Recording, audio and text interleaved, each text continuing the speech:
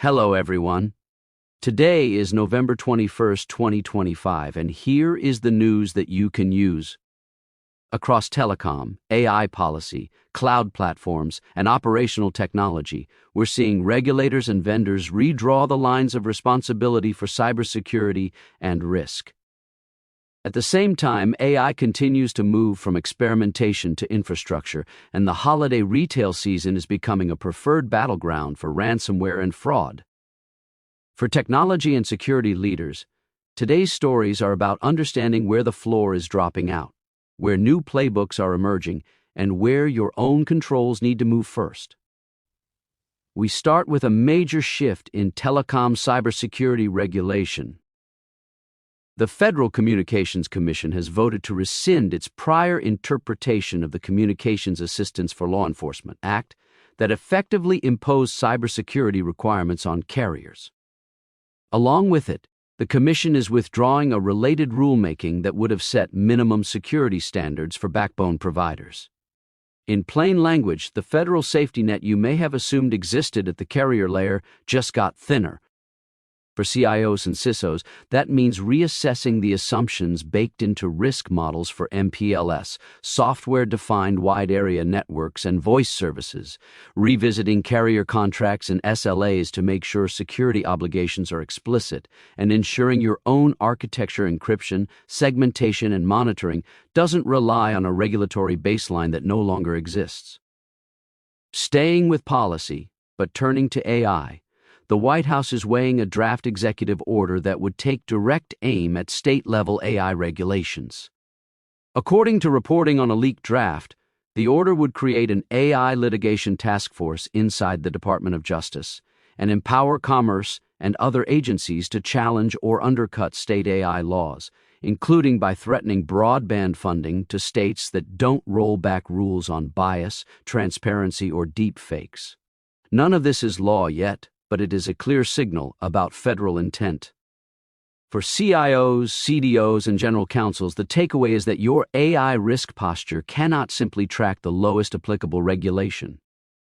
You should be designing AI governance on data use, model oversight, and safety reviews that stands on its own, even if some state rules are weakened or delayed, and you should be ready to brief the board on how your program holds up under different regulatory scenarios.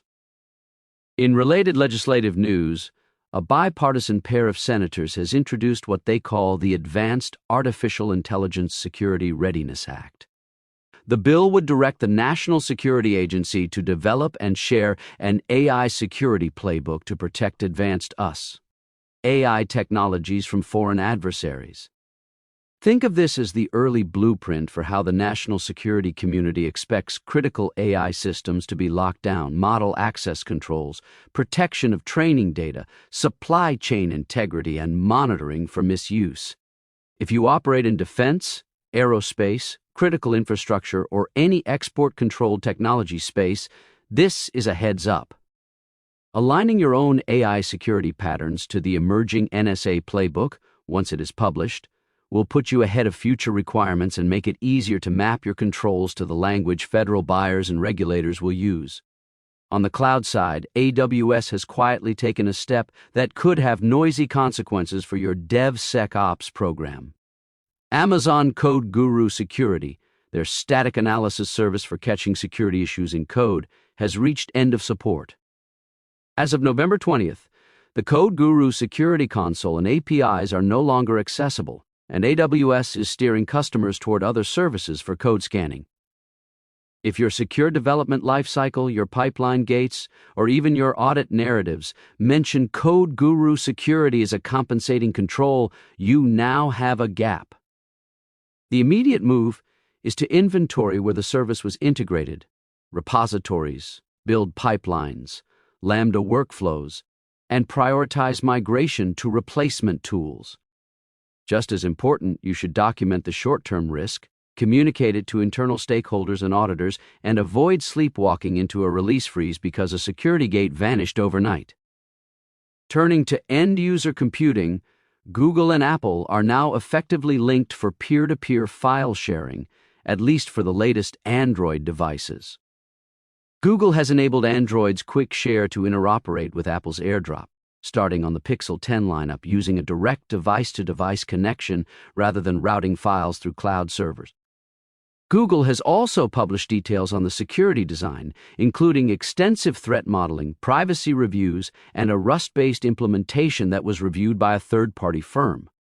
From a user perspective, this is a big win: frictionless cross-platform sharing in mixed fleets. From a CISO's perspective, it is a double-edged sword. You should revisit mobile device management policies that govern airdrop and quick share, validate that your data loss prevention and logging strategies account for peer-to-peer transfers, and update security awareness training so employees understand when it is and is not appropriate to send corporate files this way. Now to the operational technology layer, where CISA has released a batch of 6 new industrial control system advisories. These alerts cover a range of products you actually find in real buildings and plants: building automation servers, closed-circuit cameras, industrial pneumatic controllers, and uninterruptible power supply monitoring gear. The advisories describe issues like unauthenticated access, remote command execution with elevated privileges, and exploitable buffer overflows. If you own or operate facilities with any OT footprint, this is your cue for a focused campaign. Work with your facilities and OT teams to cross-reference the affected models against your asset inventory. Prioritize patches or mitigations where exploitation would give an attacker broad visibility or control, and make sure the OT networks in question are properly segmented and monitored so that a single vulnerable box does not become a bridge into your IT environment. Zooming out to the Security Operations Center, a new report from Threat Quotient, now part of Securonics, underscores just how hard it is to turn AI and automation hype into reality. In a global survey of more than 750 security leaders, the vast majority say automation is business critical to hitting their objectives, yet nearly all of them report serious roadblocks in practice. The most common issues include technology limitations, a lack of trust in automated outcomes, and the simple shortage of time and skills needed to wire these tools into complex environments. For CISOs and CIOs, this gives you a credible external benchmark when you push back on just add AI expectations. Use the report to frame a roadmap that focuses on specific use cases, like enrichment, playbook automation, or triage. Tie them to metrics like mean time to detect and mean time to respond, and make the case for the integration and data engineering work that actually unlocks the promised productivity gains. Finally, as we head into Black Friday and Cyber Monday, the threat landscape for retailers and e-commerce operators is heating up. A new threat intelligence report from Cifirma highlights a surge in ransomware, phishing, and account takeover campaigns timed to coincide with peak shopping traffic. Adversaries are leaning on tried-and-true tactics: spoofed order confirmations and shipment notices, fake support messages, and abuse of overloaded help desks and payment flows. If you sit in retail, payments, or hospitality, treat this as a red alert weekend. Tighten multi-factor authentication and monitoring around identity infrastructure, tune detections for brand impersonation and unusual login patterns, and make sure your incident response playbooks and escalation paths are brushed off and ready.